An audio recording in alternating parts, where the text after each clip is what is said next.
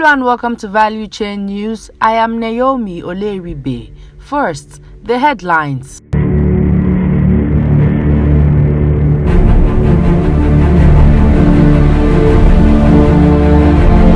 Nigerian content hits 42% in oil and gas sector.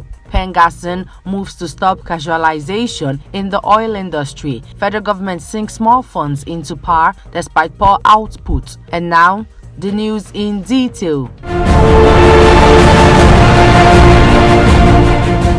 The Nigerian Content Development and Monitoring Board on Wednesday announced that Nigerian content in the oil and gas sector has risen to 42%. The growth, according to the board, translates to retention of over $8 billion of the $20 billion annual spend of the industry within the Nigerian economy and part of the NCDMB's 10-year plan from 2017 to 2027 to achieve 70% by 2027. Executive Secretary of NCDMB, Engineer Simbi Wabote, disclosed this while speaking at a local content workshop for the judiciary in Bayelsa with the theme Philosophy and the Imperatives of the Nigerian Oil and Gas Industry Content Development NOGICD Act. Wabote noted that with less than 5% local content before the enactment of the NOGICD Act in 2010, Nigerians were reversing dominance by foreign companies. He explained that currently Nigerian-owned oil companies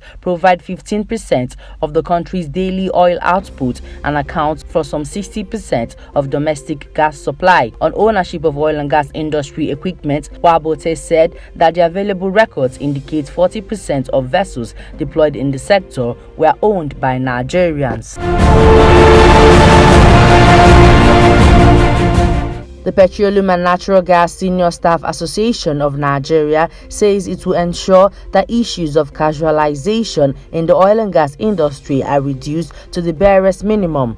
The Pengassin president, Mr. Festus Osifo, who made this known at a media parley with journalists in Lagos, said, "For us, we are discussing with the Nigerian Union of Petroleum and Natural Gas Workers to have a workshop where we will bring all the stakeholders together. The first step towards addressing casualization in the industry would be to unionize the workers and also involve the task of advocating for such workers to become easier to manage." To boost electricity supply, the Federal Executive Council (FEC), presided over by President Muhammadu Buhari, again approved multi-billion naira contract for the power sector yesterday. Minister of Power Abubakar Aliyu, while briefing State House correspondents, said all three memos scaled through, adding that the approval were for the purchase of major electricity transmission equipment. According to him, the cost of the project, which includes procurement of power transformers and construction of 260-kilometer transmission line in Kebbi State, will cost 21.7 billion naira. The Minister of Science and Technology, Ogbonnaya Onu, on his part, said FEC approved Nigeria's revised energy policy 2022. He explained that the revision of the policy became imperative to enable Nigeria take optimum advantage of all the available sources of energy in the country.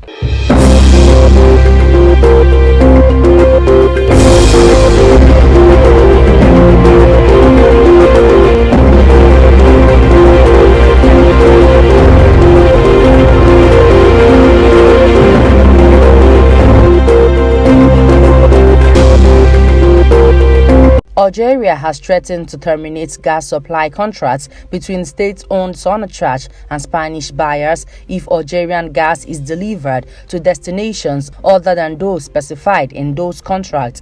Algeria's Energy Minister, Mohamed Arkab, said that if Algerian gas that was supplied to Spain is redirected to a third country, it will be considered a breach of contract. Algerian gas flows to Spain via Morocco using the GME pipeline. This procedure was halted on 1st November 2021 after the non-renewal of a key transit deal between Algiers and Rabat amid increased tensions between the North African neighbors. Morocco was also cut off from Algerian supply at the same time, leaving it with only very limited domestic production. Spain in February said it had responded positively to a request from Morocco regarding possible gas supplies via the GME pipeline in reverse flow. Sources told S&P Global that the Huelva terminal in Spain would be the most logical option as it is located close to the entry point of the GME line.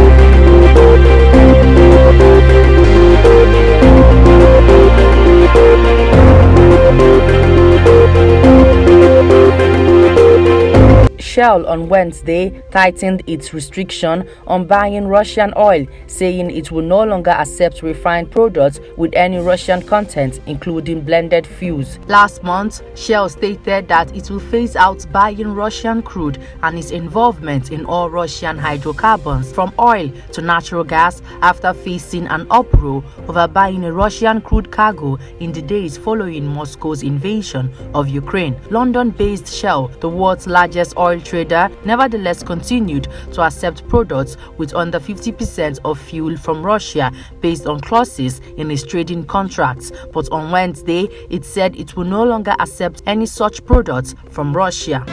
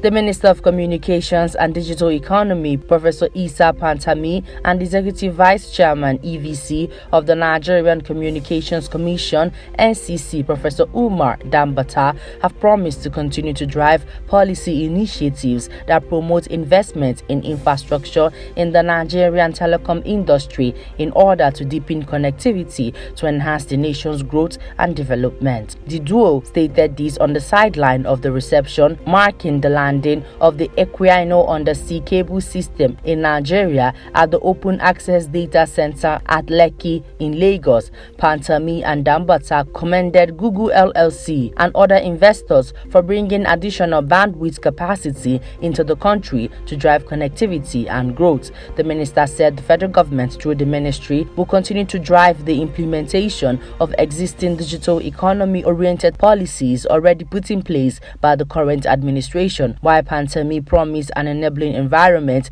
to encourage foreign and local investment in infrastructure projects.